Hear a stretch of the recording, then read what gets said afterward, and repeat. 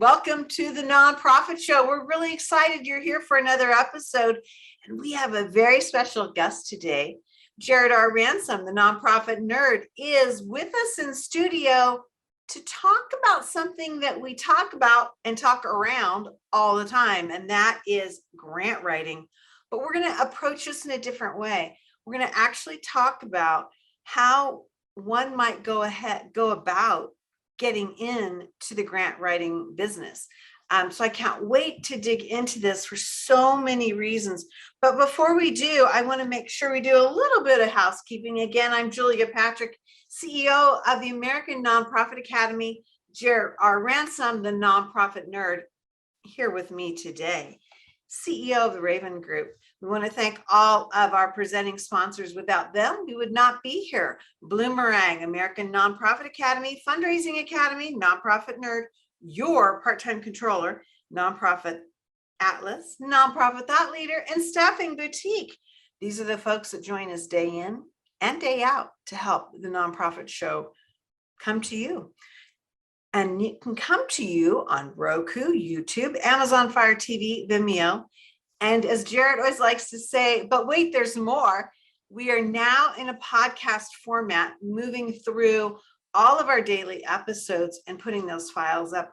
I just got a note yesterday that we've had 750 downloads in this short period of time. So really, really exciting. But what's even more exciting is Jarrett R. Ransom has allowed us to take her brain, open it up, crack it open, and have her ching, ching, ching, ching, ching, dump out all those things that she has in there. That's right. Bang on your head. It's in there.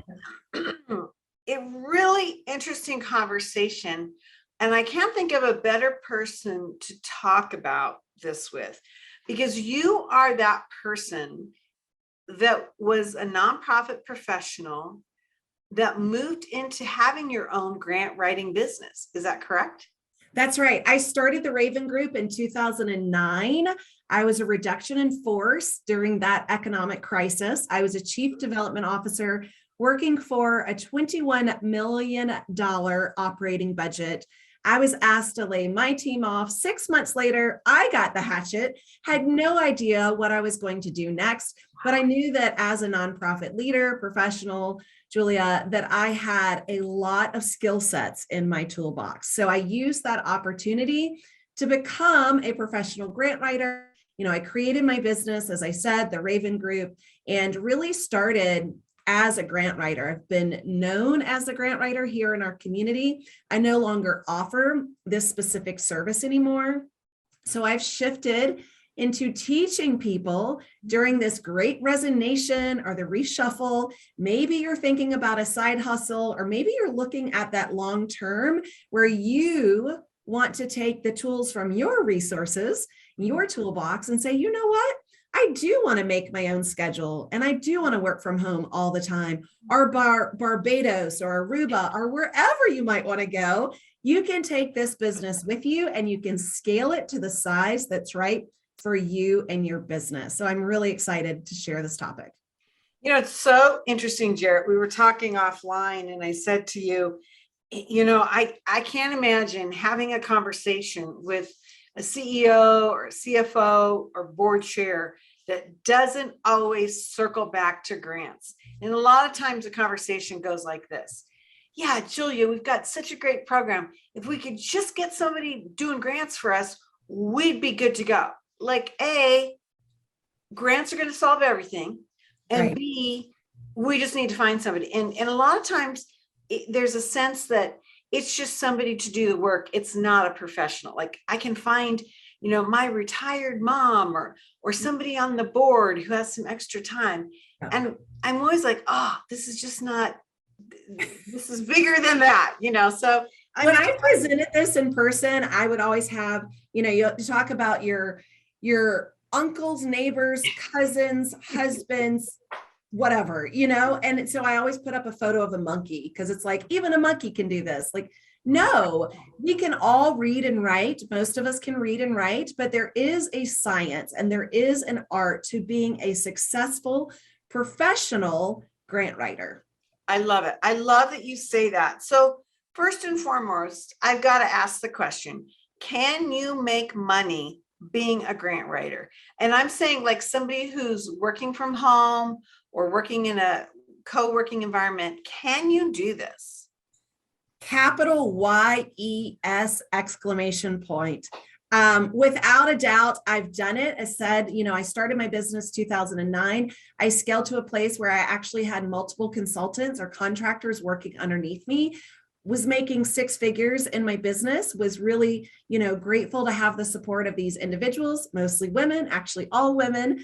And then they were able to go off on their own. So you get to set your prices. I do actually recommend that you do competitive cost, not a low ball. I will say when I started, it was about $40 an hour. When I got really involved with other professional grant writers, I realized that not only was I doing myself a disservice, I was doing the role, the career a disservice by undercutting my peers to a place that was just unprofessional. So I learned that along the way, right? You really do want to be in that competitive range, and it depends on your community.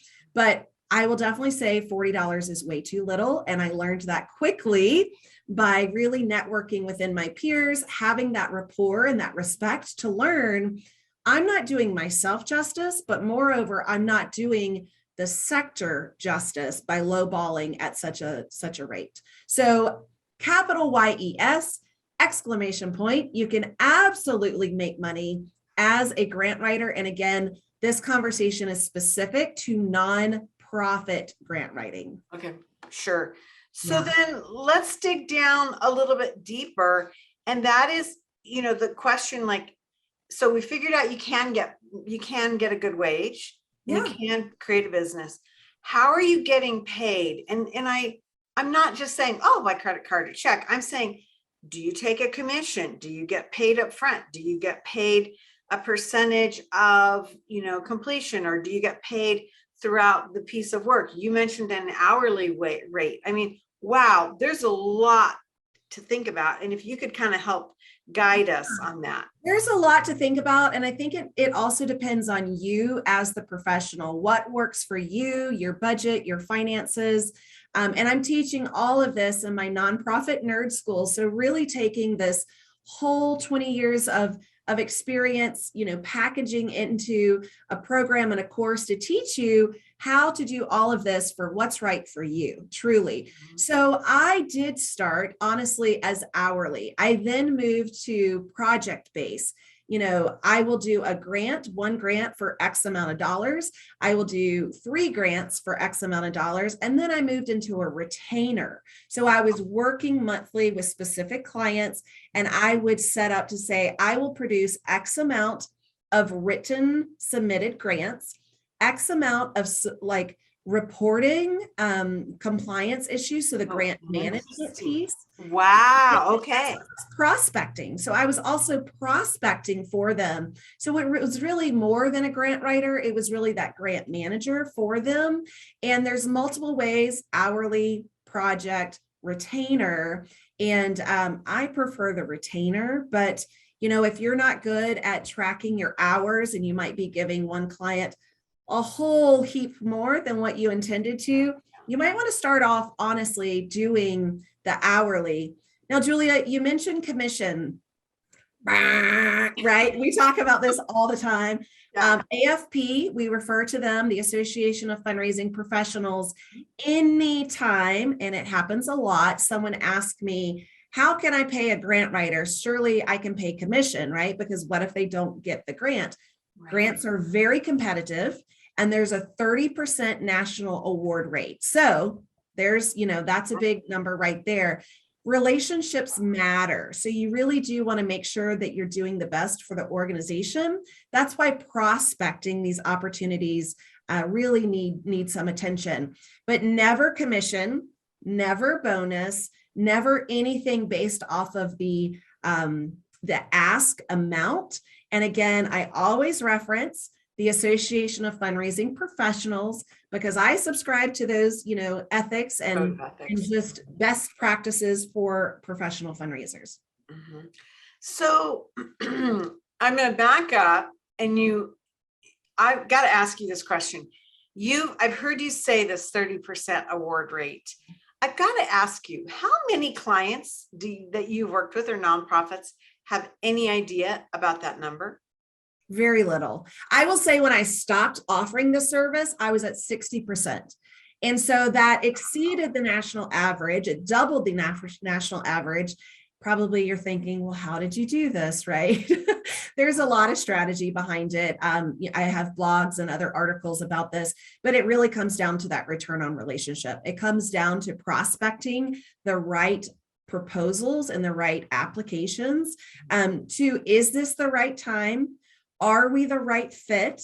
Right. And so really, it doesn't mean you're doing the shotgun approach and you're applying to any and all opportunities, because that's actually going to take your average down. So it might mean that you're applying to less, but you're asking for more. So in terms of that, this makes me think of something else. It seems like you're starting your business and you're trying to take on clients and build those relationships with the nonprofits before you ever even go out to the funders.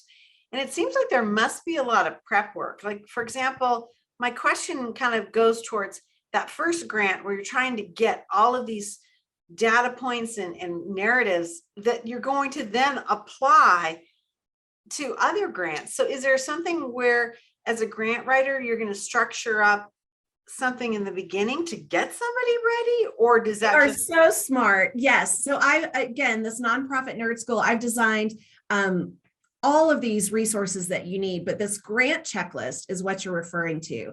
And it's part of the onboarding that I teach, but it really is, here's all the documents and information that I will need, case for support, budget, all of the different program narratives, who are the key staff members, your IRS documentation, your audited financials. Like, there's a punch list, right? Yeah. And often used every time you apply. Most grants are done online now from a portal.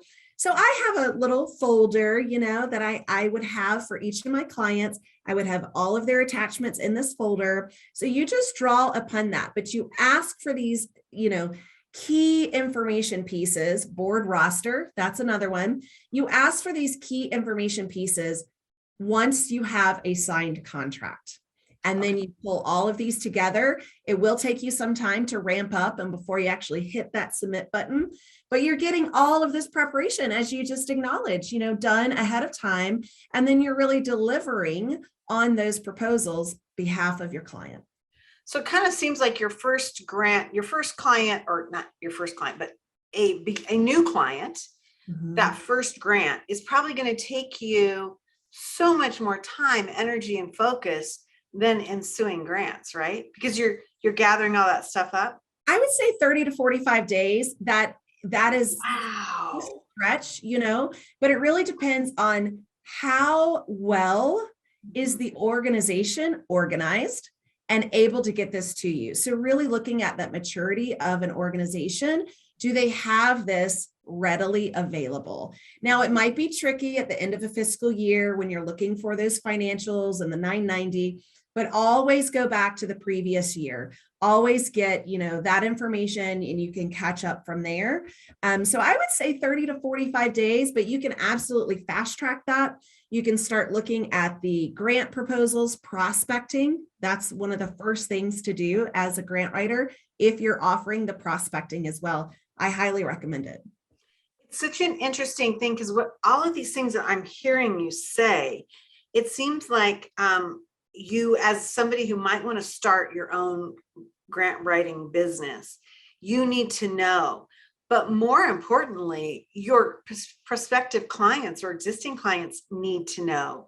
Do you think it's fair to say that there's a disconnect between what goes on behind this? And do you find that nonprofits that are going to hire or contract with a grant writer even can fully understand what's going on? At a certain level, they do. Okay. The startup organizations, this might be so brand new to them, Julia, that they're just not really understanding. Some of the other questions that I ask, and you often need to know as that grant writer, is who are the top funders? Who are the top donors in your organization? I've had clients before say, that's very private. I don't know if we should share that with you. Again, I go back to the, donor bill of rights, code of ethics with the Association of Fundraising Professionals. We do not work magic as grant writers. We are here as your partner, as part of your team. And it is so important that we work together and that data exchange is given. Mm-hmm. So I'm fascinated by this because, again, I keep going back to all the conversations I have, and I will continue to have these conversations about that are framed with, if only we had a grant writer, we need to hire one, or we need to contract one, or we need to train up somebody that's already doing a whole bunch of other stuff. I'm wondering how you as a person would go out and actually start attracting these clients, because it seems to me, Jarrett, that this is a huge opportunity for anybody who wanted to work from home or maybe control their own business. I mean, huge need for this service, huge opportunity across the nation. I've only worked within the US. I've not done grants outside of the US. It's a little different with NGOs. So I really stick to the nonprofits registered within the United States. Huge opportunity. When I ended this service line, Julia, almost daily, I was receiving requests to take on a new client. Of course, right? As soon as I decide to stop something, that's when the floodgates open up. Now I'm still receiving about a request a month. The word's gotten out that I don't do it any longer, but I still do refer out to individuals. So there is such a great demand and such a great need. Grants should be, and this is another statistic that and I've said before, I know, should only make up no more than 30% of your nonprofit's operating budget. So this means 30% of every nonprofit should be made up of grants, awards, and dollars, revenue, right? So that is just a piece of every nonprofit's diversified revenue model. If it's not, it should be. Sometimes they're much more dependent, and it could be 50%, 60%. That's very risky. It could be 15%, which is okay, but you can still kind of move up to that 30%. So again, every nonprofit really needs to be the recipient of grants. So how many are registered in the US, Julia? 1.8 million. You got it. So that need is high. It's out there. I also believe you can do it from anywhere. I've had clients that say, we really want someone on staff, or we need someone sitting here in our office. Well, guess what? Thank you, COVID-19. That has definitely changed the way that we do business. I can absolutely write grants for someone in any part of the country, as long as I have my grant checklist, I have their information, we have, ongoing meetings. So this is very doable. You do not have to be in the office, sit in a cubicle. You don't even have to be in the same country. I mentioned earlier, if you and your family, you want to work remote, you want to travel, you want to, go to Aruba and take your laptop with you, have fun, do it. That's exactly why this business model is so perfect for the individual looking for a change. And I know there's, we talked a lot about the resignation, the reshuffle. So many people really, prioritizing what is important to them. How do they want to spend their time? So if this is of interest, I say, really think about it. So let me ask you a little bit more about that, because one of the things that you talk about, and you have spoken about this from the get-go, is that return on relationship. And a lot of times we think, the grant writer can just be somebody sitting in a cubicle, writing away, filling out the forms, engaging in the portals, or they can be somebody that's more of a strategic partner and talking about what needs to be going on and working with funders and all that. It just seems to me like there are two levels. And is that Is that a good observation or is that off? I would say there's two levels. There's Okay. definitely the churn and burn, the person that will, write the grants and really no more, no less. Maybe they don't do reporting, maybe they don't help with compliance, maybe they don't prospect, right? For Okay. me, what I love, and again, I started doing grant writing when I had already really developed my relationships in the community. So I brought a tremendous value to my clients because I also brought those natural relationships that I had been working and establishing across my own professional career. But what I advise anyone to do is if you don't have these relationships, you work with the organization that you're representing to build these relationships. That also helps that 30% of award rate increase. Again, relationships, relationships, relationships. So, it really is about creating those conversations for opportunity. And we've had some really large foundations in our nation come on, Julia, here to the nonprofit show. Every single one of them says, pick up the phone and call me. That's right. They do. Yes. They're always, it always amazes me that they're almost like begging people to call them. They're not scary people. I think it's been created as this big hairy monster that, oh my gosh, we cannot call them. Help, they want you to call them. They want to develop these relationships. They really do, because their purpose is to give the money out. So let me ask you this then, and again, another drill down. You're attracting clients and you're building up your portfolio of the folks that you can serve. And this is kind of like a two-parter. If you're just writing grants, working with nonprofits, what's a logical, manageable number of clients that you could have with one person? That's a loaded question. I know it's hard. It really depends. How much do you want to work? What else is on your plate? I was just talking to someone yesterday, a woman who's looking at kind of, her retirement age. And she said, I don't have to work a lot, but, I still want to bring in some income. So she's probably looking at 2 clients, I would say. There was times that I personally had 5, right? That's a heavy load. That's a very, and that was me personally, that was a heavy load. Within my consulting business, when I had my subcontractors with me, we probably had about 30 and 35, but at different levels. Again, like we might not have been writing for all of them, but we could have been prospecting, or we could have been reporting, like just different levels of engagement. So it really depends on how much do you want to put on your plate. Right. I started my business in 2009, really committed as a single mom, being the most involved parent possible. So flexibility was important to me. Freedom was important to me. Travel, important to me. I wanted to pick my son up from school. I wanted to drop him off. I wanted to pick him up if he was sick, and I wanted to go on field trips with him. So it really depends on how you want to manage your time as to how many clients you probably want to take on. Let me ask you one last question, and this time has just like flown by. You mentioned this at the top of the show, and this is such an important part about grant management and reporting out and compliance.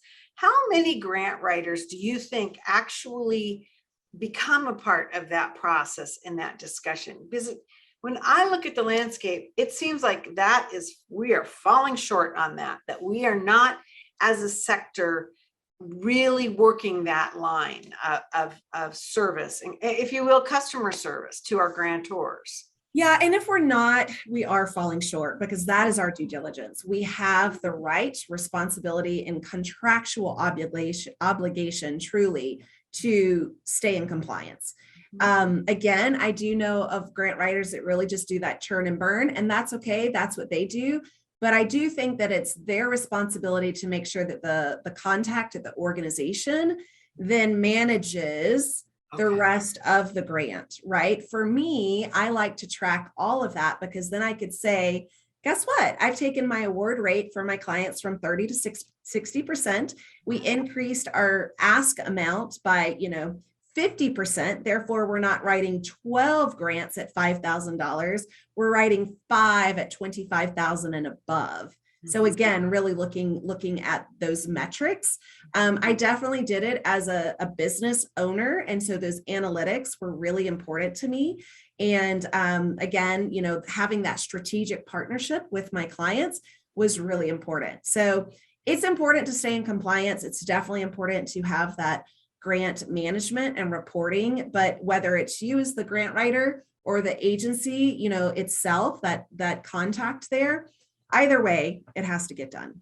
Okay, one last question. What is the profile, like the social profile of somebody who's going to take this risk?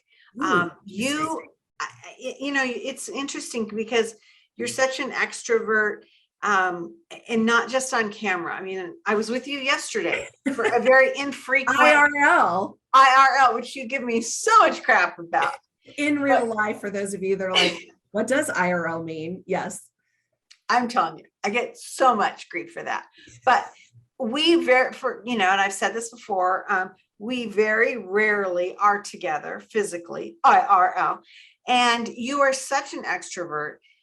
How do you manage to have that personality trait and be somebody that's sitting quietly writing? I mean, is that a conflict? Does that work? Can you be both? What kind of person should be looking? Yeah, I really think it depends on the person. It's great for introverts as well, kind of that social profile, because you are in front of your computer, you're often researching, citing materials. My undergrad is mass communication, so I really love the writing concept of it. I really love pulling together that narrative. As an extrovert, though, I found my ways to connect with my clients, either in person, over Zoom. I was doing Zoom before the pandemic. So, really looking at that as part of my business model, being involved in board meetings so that you can listen and hear, and then also networking with peers. That was a huge opportunity for me. Like I said earlier in this episode, I was charging way too less, and I thought I was only doing that for myself, but I realized the damage I was doing for my peers. And so having that network community was really important to me, and it was my outlet for socialization, but also to learn and to develop. Plus, it's a great way to do referrals, because, if you set your niche on a market and you get a prospect in a market that doesn't align with yours, now you have someone to pass it off to, or someone's plural. And I did that all the time. Well, I think this is just a really cool thing that you've taken this amount of knowledge. Talk to us a little bit about how you have structured this for somebody who's watching, who might be like, wow, this could be something for me. I can see a fit. How do you start this with the Nonprofit Nerd School? Where and how to start? Thank you, Julia. So nonprofitnerdschool.com. If you want to share that slide and people can take a look at that website, there's 3 different ways you can work with me on starting, building, scaling, and profiting from your nonprofit grant writing business. So online, in-person small group, in-person one-on-one, those 2 will absolutely fast track you to success. It's limited, but it is by far the highest touch experience of those private. They're semi-private, actually 5 individuals per course, and then one-on-one is another option, or online. So I'm really excited about this. Again, I started my business in 2009. I'm now a teenager, 13 years of doing this. And to empower other people, particularly women that are looking to get back into the workforce, or you're looking at retirement, maybe you're going through a divorce. There's so many changes, but I'm here to help you and walk you through it, to teach you the things that I did wrong so you don't have to play in that space. I love it. Well, nonprofitnerdschool.com, check her out. I mean, for those of you that are with us day in and day out, Jarrett has just this amazing mind, and is such a nationally recognized leader in our sector. So I can't imagine anybody more fabulous to learn from. And just hearing you talk makes me want to do this. I mean, good. Well, come on in, sister. I'd love to have you. Can you imagine? I have enough on my plate, but I know the value of it. And I see it as such an incredibly positive thing. So again, thank you, Jarrett. Our ransom nonprofit nerd, joining me, Julia Patrick, CEO of the American Nonprofit Academy, for another episode of the Nonprofit Show. We want to make sure to express our gratitude for all of our sponsors who are with us day in and day out. Bloomerang, American Nonprofit Academy, Your Part-Time Controller, Nonprofit Nerd, Fundraising Academy, Nonprofit Atlas, Nonprofit Thought Leader, and Staffing Boutique. Hey, Jarrett, you've really done a great service yet again for our sector. Super, super exciting project that you're working on. Thank you for sharing it with us. Thanks for giving me the opportunity. Thanks for all of you joining us here. Another episode of the Nonprofit Show. So very grateful. We'll be back here tomorrow. So make sure you tune in live or recording. Again, for all of you watching, listening, please stay well so you can do well. We'll see you here tomorrow. Thank you.